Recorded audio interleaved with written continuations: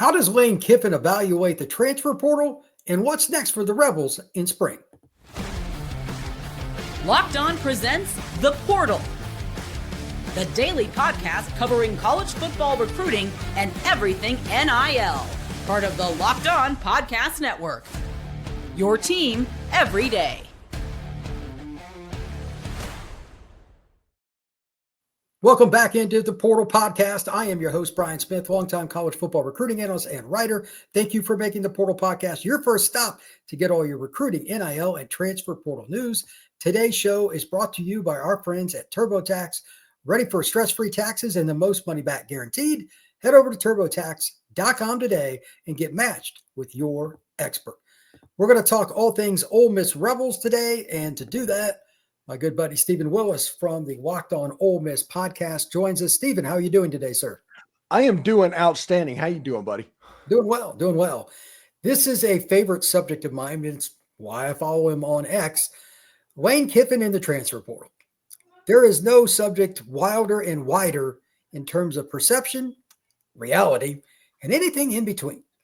And my general topic question for today, and we can have other questions to help answer this, but how do you think Lane, from a year-to-year perspective, attacks the portal while at Ole Miss? Is it position-based? Is it just purely need? Does he look at it more for a bit? You're at a school way out west. Does he care? How do you think he attacks the transfer portal? Lane Kiffin, no matter if it's high school, college, transfer portal, Canadian college, it doesn't matter. He takes the best players available, who he thinks he's going to make his roster better. That's what Lane Kiffin does. So in 2024, when those elite players were out there, they actually recruited the transfer portal a little bit differently than this season when those elite guys weren't there. This year was more of a money ball type focus to where they were looking to get certain attributes out of the portal. In 2024, they were looking for absolute monsters and game changers, and they got them. But this year was a little bit differently. So in summation, it's a year-to-year type thing based on what's available. Well, that's important because you've got to be realistic. It's important that you mentioned the Moneyball, by the way. Great movie. I'm a baseball guy, so I like that anyway. But if you're not going to get elite defensive tackles or whatever position, offensive tackles, defensive ends out of the portal, there's no reason to throw the money into a blender. You need to take that money and process it for your current roster to retain talent. Use it for facilities. Use it for coaching to keep them there. And, of course, high school NIL. So that's smart. I was curious if that was the way it was going to be, because I know some coaches are so impatient. Like I hear about I don't get to see the contracts, but I hear like so-and-so is getting this player or that player. And you look at the school and you look at the player and you're like, that's not a match. I thought he would go somewhere with a higher perception. And you're like, they overpaid. There's a couple of schools right now, I'm not going to get into it, but they've overpaid. And some of that's part of it. The point is he just put up the L for LSU. But I think there's a little bit to be stated for being smart and waiting it out. And later in the show, Stephen and I are going to talk about needs for the spring transfer portal window for Ole Miss. Everybody still needs somebody else, and there's a chance for injury. I believe it's around the 15th, 16th, something like that. The portal opens up for 10 days, and then young men can jump in there and make a decision after spring ball. We'll talk about that later. But right now, based on where the spring ball starts next week for the Rebs, do you think there's any spot that you're like, man, we are just hosed right here? Or did they at least do enough in the winter transfer portal window in conjunction with recruiting that they're in still a pretty good spot heading into this next season? I think they're in a good place. I think they're going to be young. Like last year, there was no spot on the roster where you're like, okay, Ole Miss just needs to add here. When you looked at it on paper, it looked like they were where they needed to be. Well, this year's a little bit different, and the defensive back room in the moment, especially the safety room, Ole Miss has some work that they need to do. Now, Keon Young and LaDarian Clardy and Cortez Thomas and those guys, one or more of those guys could hit and make all of this irrelevant. But if you're worried a little bit that they're going to, and in certain cases, you'll be able to see during spring practice if they are, I think a clue for everybody will be Ole Miss going after defensive backs in the portal. And remember, Pete Golding, just because it's a cornerback does not mean he's being signed as a cornerback. He is notorious for taking a corner and turning him to a safety. Well, that's part of it. You got to evaluate the players you bring in and find the best fits. Get the right people on the bus and move them around to get them in the right positions on the bus. That's kind of an old business acumen. I don't disagree with that. So good for Pete. My other part with this for you before we move on and talk about the possible needs. When you look at the roster, you know how high I am on Austin Simmons and the offense. Defensively, there's always a big need for D linemen, and if one's available, it's kind of hard to imagine Ole Miss wouldn't be interested in the spring like every other school. But is there any position that you think is most likely to have a problem if a starter goes down on defense? Meaning, like, who's the most irreplaceable guy? The most irreplaceable guy on this team, probably Suntarine Perkins. That's what I think too. That pass rushers, man, they're hard to find, brother. Yeah, the defensive line wise, Ole Miss is sitting pretty. They're not hurting like a lot of their compatriots because 2 years ago they had that really good defensive line class that got to sit behind and back up Walter Nolan and those guys last year. So now they get to actually play football for a couple of years. And Suntarine Perkins, who, man, him and Jam Brown, who is a defensive lineman also at Ole Miss, when they were in the Mississippi-Alabama game, when they were on the field at the same time, Alabama didn't move the ball. Whenever they took off and they put other guys in, Alabama scored a touchdown. So that lets you know how talented those two players are. Jam Brown was a freshman All-American. Suntarine Perkins, right on the cusp of setting the school record in sacks. I think the answer would be Suntarine Perkins. And I am curious to see, like, Jalen Braxton, the cornerback that Ole Miss got in the transfer portal. He's kind of brought in right now to be the alpha dog in that room. If he goes down and it's just Chris Graves and another corner that's out there, Cedric Beavers, maybe, that would be interesting. I know that Ole Miss has done some work on the back end of that defense, but they have a little bit of direction to go. Well, it's interesting trying to figure out your roster going into spring. You want to get ahead as much as you can, and I'm sure Wayne and his entire staff are doing that. With spring ball starting next week, I'm sure he's in his office now working on plays and depth charts and all that stuff. So when we come back, we're going to talk about some needs, some thoughts about what else Ole Miss is going to have going on in spring ball. That is next here on The Portal. This is a message from our sponsor, Intuit TurboTax.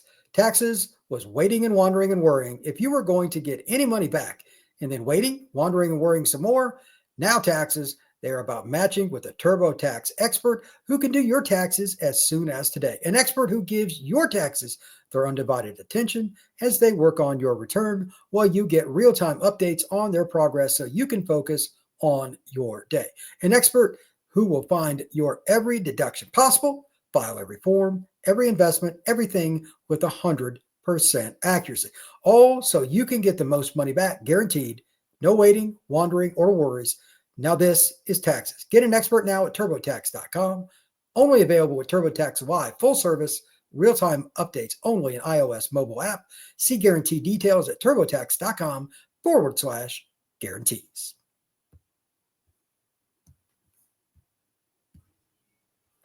Stephen, with Ole Miss getting ready to start practice, we already talked about one of the keys here. You don't want to lose All-Americans, and Perkins, in my opinion, is a first or second round pick. Like, worst case scenario, I could see him going like 40th after next year. A generic guess. Without worried about him being injured, what other spot or spots do you think is most likely to need at least one body added from the spring transfer portal window?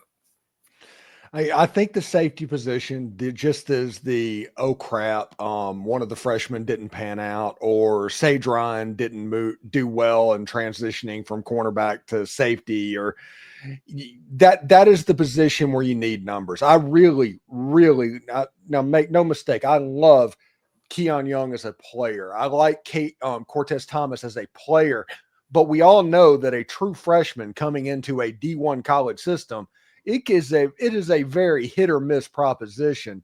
So I do think Ole Miss needs to find some bodies just in case they can. And Ole Miss signed a lot of players. I think Antonio Kite is coming in.